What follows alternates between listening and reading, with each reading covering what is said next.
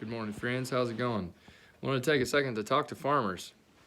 It seems as though there is an extremely fast growing number of doctors that are starting to cry out to farmers. Doctors are starting to not educate themselves on toxicology and all kinds of new pharmaceuticals. They're starting to talk about soil, and they're educating themselves on soil sometimes more than farmers. It's like atheists that know the Bible better than Christians.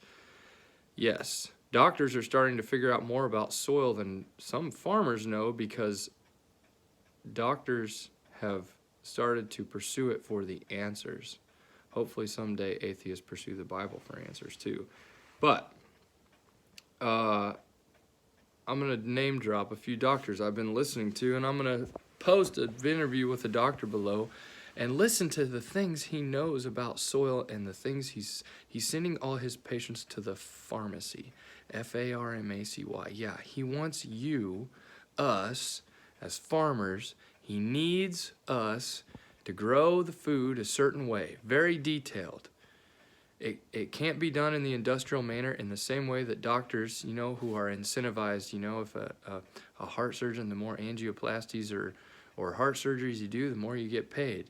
And if you're a dairy farmer, the more gallons of milk you produce, the more you get paid. And if you're a school district, the more students you can keep in your school, the more you get paid. It's all about quantity. That's how the industry gears that, and they pay people by the hour, incentivizing almost lazy, lackadaisical mindset, passiveness, and they don't care about their jobs, and they're pissed off, and they want something that has value and meaning. And the cool thing that's happening now is all of these doctors that are connecting the value and meaning that farmers once had when they were still connected with their customers and knew who their food was going to. That's happening again, and it's happening quickly. And in the same way that doctors have started to put the way that they were taught things and seek a different way of doing things, we as farmers are going to have to adjust. It isn't the ones that are the strongest and the fastest and the richest that are going to survive.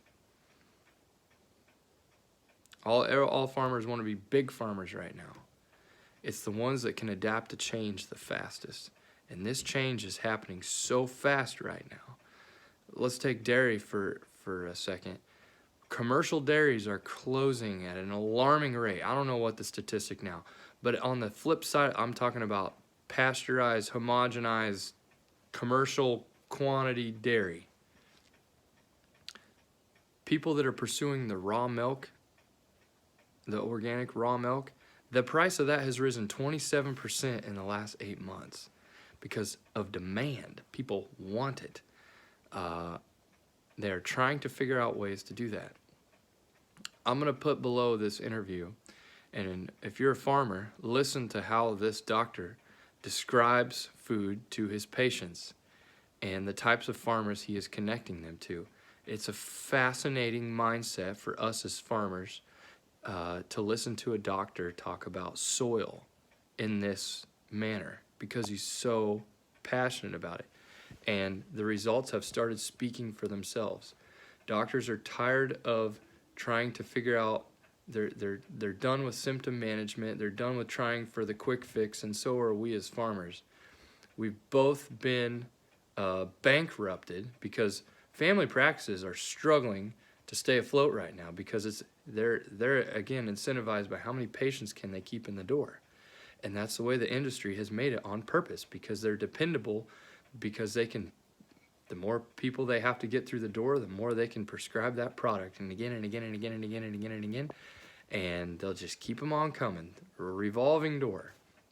However, we as farmers have taken the same bait and switch for product over process, and that's what these doctors are changing to. They're trying to figure out a way to prescribe their patients and get them started in the right direction from a dietary mindset that this is my medicine cabinet behind me. That's my medicine. And it's not, we all have the silver bullet approach where I take this pill, everything's better. No. The silver bullet approach is always going to disappoint at some point. Does it work some of the time, most of the time? Yeah, absolutely. You bet.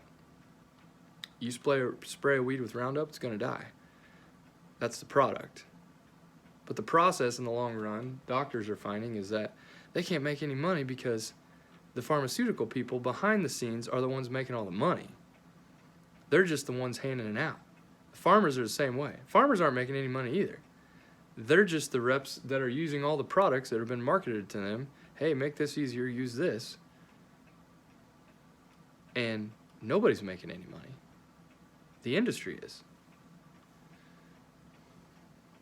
Like I said before, the way we are doing things is changing rapidly. And the faster we can cast the industry aside that has stolen all the profits out of our small town hospitals that have closed by the droves and hundreds, and our small town family practices, back in the old days where doctors kept a record book where they traded doctor's care for chickens. You ever watch that on Little House on the Prairie? The doctor's yard is full of chickens because all of his patients trade, a little bit of doctor's care for chickens. Anyway, I'm not saying we're going back to that, but cash pay, face-to-face, one-on-one. Anyway, give a listen to this interview. It's not very long, 10 minutes. It's a little bit longer than this video you're watching. Anyway, I hope you guys are doing well. I hope you guys are seeking this as your medicine cabinet and trying to figure out ways to get off of the silver bullet medicine cabinet and invest yourself in process instead of product. Because that's where our answers are. It's a long process, and it takes a long time to see results. And you ain't gonna get rich quick doing it. Anyway, you guys take care. See you later.